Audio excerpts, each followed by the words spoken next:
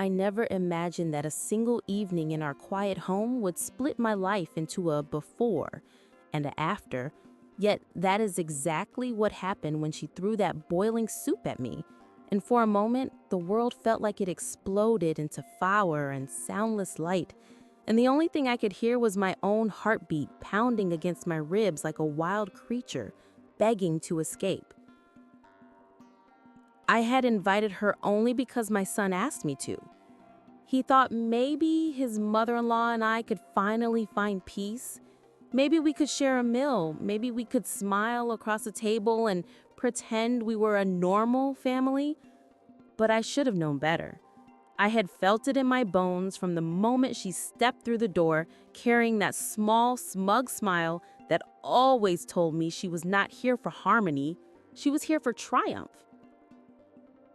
The kitchen was warm with the scent of ginger and garlic, and I stood near the stove, stirring the broth, letting the steam rise gently like quiet hope. I wanted this night to go well for my son, because he had suffered enough trying to hold two worlds together, mine and hers, worlds that had never fit like puzzle pieces, but clashed at every corner. Still, I tried for him. I always had. She walked into the room with that gaze that tore everything soft and gentle apart. Her heels clicked with a rhythm that reminded me of a clock running out of time. And she leaned against the counter, watching me with narrowed eyes as if she were grading every breath I took. The silence felt sharp, like a blade. "So, this is what you call cooking," she said. And even without dots or commas, her voice sliced through the air. It was never the words themselves, but the way she spoke them, a tone that made everything sound like an insult. I pretended not to notice. Pretend is something mothers learn to do far too well when peace is more important than pride. I kept stirring, breathing slowly, willing myself not to break. My son stepped in between us, trying so hard to be the bridge that he had always been. He smiled that soft smile he used as a shield and said, "Mom, dinner smells great. You both will love it, I promise." But she rolled her eyes like he was a child speaking nonsense, and she walked closer to me, standing so near that I could feel the coldness radiating from her skin. She lifted the ladle, sniffed the soup, and made a sound of disgust that shot straight into my chest. "Too salty," she said, though she had not even tasted it. And then she did what I had never imagined. She reached for the pot with the kind of fury that comes from somewhere deep and twisted. And before I could step back, before I could breathe, she flung the hot soup across my face. The world went white, then red, then nothing but searing heat. My skin screamed and my vision blurred and my knees buckled. But in that same moment, something else rose inside me, something fierce, something ancient, something that had been silent far too long. I heard my son shouting, his voice breaking like glass as he rushed to me, grabbing my shoulders, trying to guide me to the sink. And the water ran cold over my burning skin, but the pain was not just physical. The deeper pain was knowing she had done it on purpose, and knowing she felt powerful doing it. She stood there without guilt, without fear, without even pretending to care, as if she had proven something. And the truth was, she had proven something to me. She had shown me exactly who she was, exactly how far she would go to belittle, humiliate, and destroy anything that threatened her control. My son turned to her, fury shaking his voice. "Why would you do that? What is wrong with you?" But she shrugged, with a cruel smile, like she was brushing off a speck of dust. "She should learn her place," she said.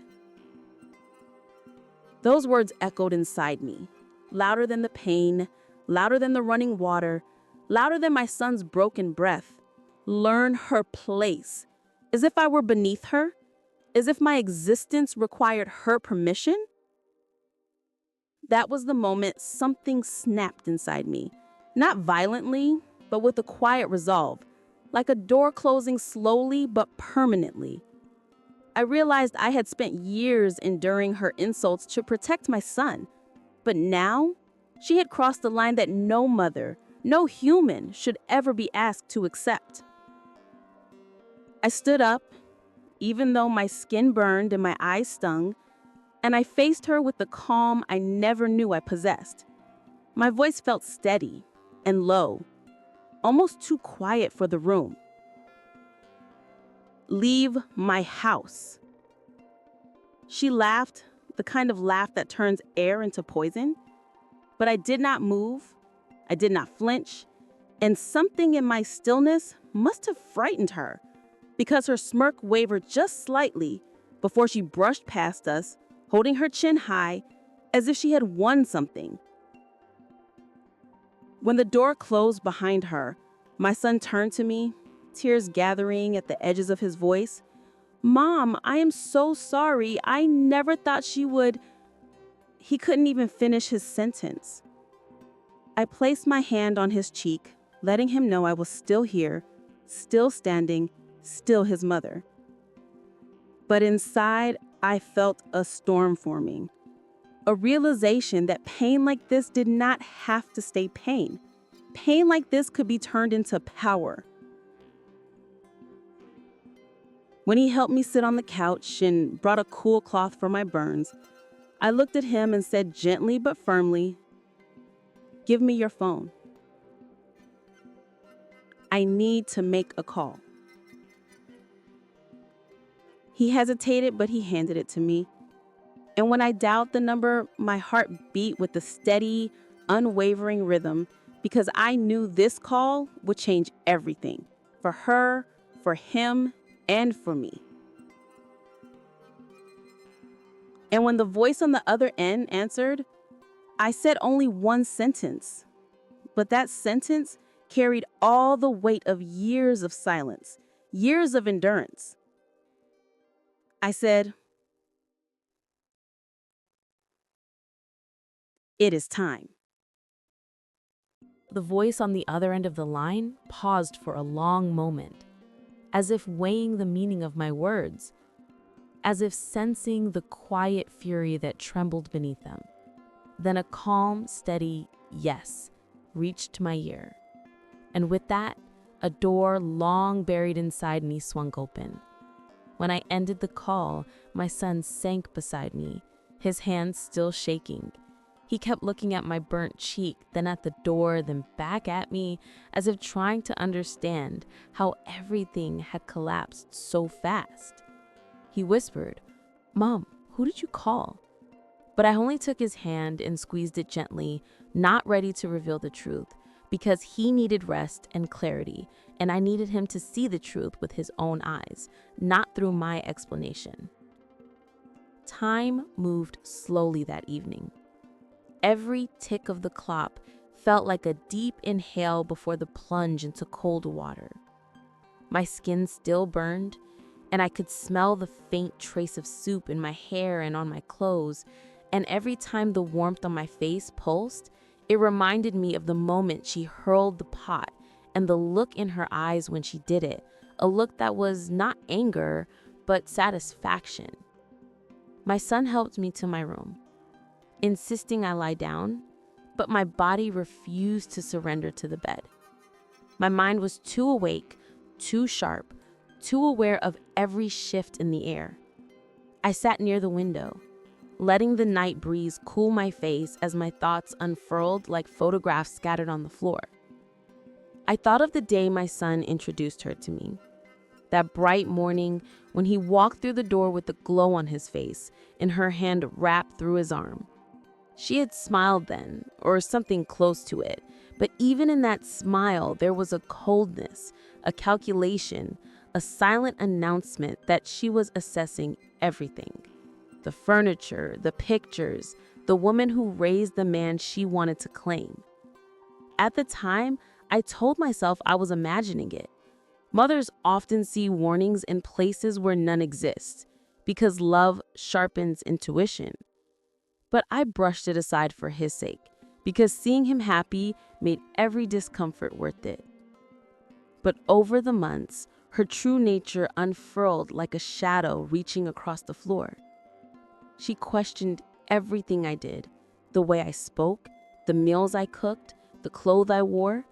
She inserted herself into every decision he made, and when he resisted, she cried or twisted the story or made him feel guilty until he gave in. And every time I tried to talk to him about it, his voice wavered with exhaustion. Mom, she's stressed. Mom, she's adjusting. Mom, please just try for me. And so I tried. I swallowed my pride and my pain until both tasted the same. But tonight, the air felt different. There are moments when life stops being something that happens to you and becomes something you shape with your own hands. And when she threw that soup at me, I felt the shift. The moment where endurance ends and action begins. The night deepened, and my son finally drifted to sleep on the couch, his arm draped over his face, as if trying to block out the world. I watched him for a long time, remembering the first time I ever held him, the tiny, fragile weight of him, and the promise I made silently that day. I will protect you always, no matter what. I rose quietly and stepped into the hallway. The house felt still, as if holding its breath, waiting for what would come next. I walked to the kitchen, turned on the small light above the stove, and stared at the pot, still half full of soup, the surface solidifying, the steam long gone. It looked like a scene frozen mid-fire, mid-chaos. My fingers brushed the metal of the pot, and for a moment, I felt everything I had held back for years. Every insult, every dismissive glance, every time she made him choose between us, every moment she chipped away at the relationship I built with my son. The burn on my cheek pulsed, and I felt the burn inside me match it. She wanted me to learn my place, but tonight she would learn hers. The quiet knock at the door came just after midnight. Soft, controlled, certain. I walked to the living room and saw two silhouettes through the frosted glass, standing tall, unmoving, waiting not for permission, but for confirmation. I opened the door, gently, careful not to wake my son. They stepped inside, men I trusted, men who understood loyalty and truth without needing long explanations. Their eyes scanned my face, taking in the injury without flinching, without judgment. They had seen worse in their lives, but they had also seen enough to know when a line has been crossed, a line that demanded response. "Is this about her?" one of them asked softly. I nodded. The simple movement felt heavier than any spoken story. But he understood. They both did. "We will handle it," he said. But I raised a hand, stopping him. Because this time, handling it was not enough. This time, I needed them to hear me. "No," I whispered. "This is not revenge. This is not anger. This is about protection, about boundaries, about my son, about the future that woman is trying to twist and destroy. I will not destroy her, but I will end her control over him tonight." They listened silently, giving me the space to speak my truth, something she never allowed me, something she feared. I told them what happened, how she threw the boiling soup, how she smirked, and how she declared I should learn my place. And as I spoke, I could see the shift in their expressions. Not shock, not outrage, but a growing understanding of the kind of woman she was and the kind of mother they were standing before. One of them asked quietly, "What do you want us to do?" And the answer came from a place inside me that had been silent too long. I want the truth revealed. I want her lies exposed. I want my son to see everything she has hidden, every manipulation, every cruelty, every voice message, every threat, every confession she never thought would reach the light. They exchanged a glance, then nodded. It will be done. Before they left, I touched the doorframe, steadying myself. My voice felt soft, but unbreaking. When morning comes, nothing will be the same. And I knew that was true because the call I made earlier, the one simple sentence, "It is time," had gone to someone who had been waiting. Someone with enough evidence to break open the truth. Someone who had warned me for months that she was dangerous. A woman from her own family. Her sister. The one she betrayed years ago. The one who reached out to me silently, privately, when she saw how she treated me. The one who had recordings, screenshots, proof of the games her sister played with every person who challenged her control. When I finally lay down to rest, I did not sleep. I only closed my eyes and listened to the quiet breath of the house, the storm gathering at the horizon, the weight of destiny shifting into place. Because morning would not bring peace or forgiveness. Morning would bring truth. And truth is far louder than revenge, far heavier than anger, far more permanent than pain. As the first light crept through the window, I heard my phone buzz on the nightstand, a single message from her sister. "He needs to know everything. Are you ready?" I opened my eyes. The burn on my cheek ached, but my heart felt solid, steady, unshaken. I typed one word. Yes. The morning rose with a softness that did not belong to the kind of day it was. It felt gentle, almost tender, as if the sky was trying to protect me from what was coming. Yet the air carried a heaviness, a quiet tension like the last moment before a storm breaks open. I stepped out of my room slowly, the burn on my face reminding me with every movement that last night was not a dream, not a fear, not an imagination, but reality set in searing heat and cruel intention. My son was already awake, sitting on the edge of the couch with his head buried in his hands. The moment he heard me, he looked up, and the pain in his eyes cut deeper than any injury on my skin. "Mom, does it hurt?" he whispered, his voice trembling like a leaf barely holding onto its branch. I sat beside him, letting his hand rest in mine. "No more than it did yesterday. But you are here. That helps more than anything." But his guilt was too loud, too heavy, too sharp for my reassurance to soften. He kept staring at the place where the soup had struck me, as if replaying it again and again, as if punishing himself for a moment he had not caused nor could have prevented. I opened my mouth to comfort him, but before I could speak, there was a knock at the door. 3 slow, measured knocks that carried certainty and purpose. My son stiffened. "Who is that?" I exhaled softly. The truth. When I opened the door, she stood there, her sister.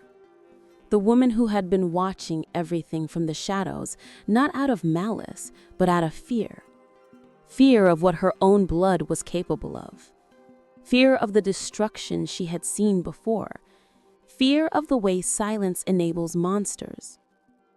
Her eyes flicked to my injury and softened with a grief that felt older than both of us. The days that followed felt quieter than any days we had ever lived.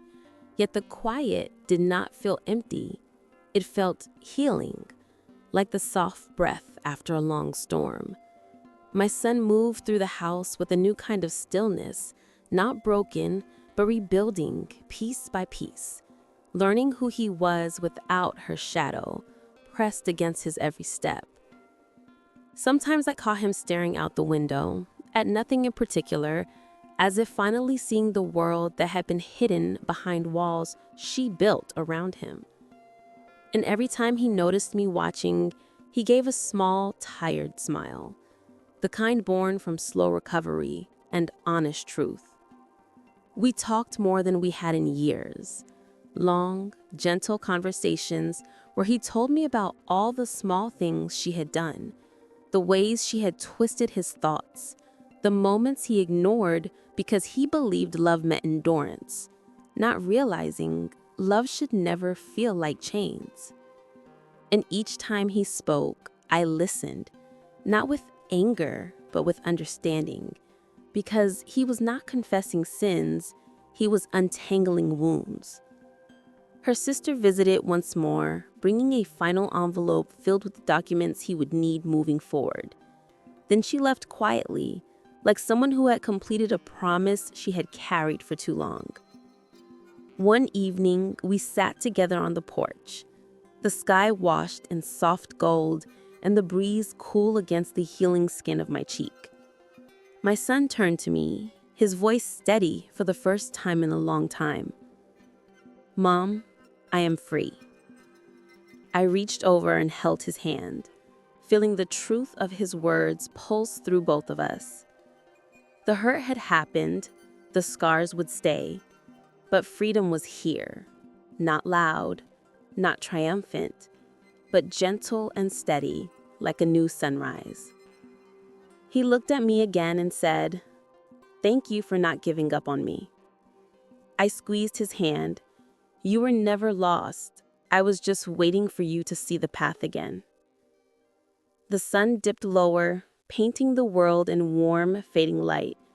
And for the first time in years, everything felt right. Not perfect, not untouched, but right. As the evening settled around us and the weight of the past finally loosened its grip, I let out a breath that felt like the true end of a long, painful chapter.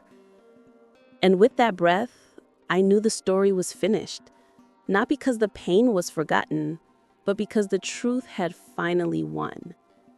And sometimes that is all an ending needs.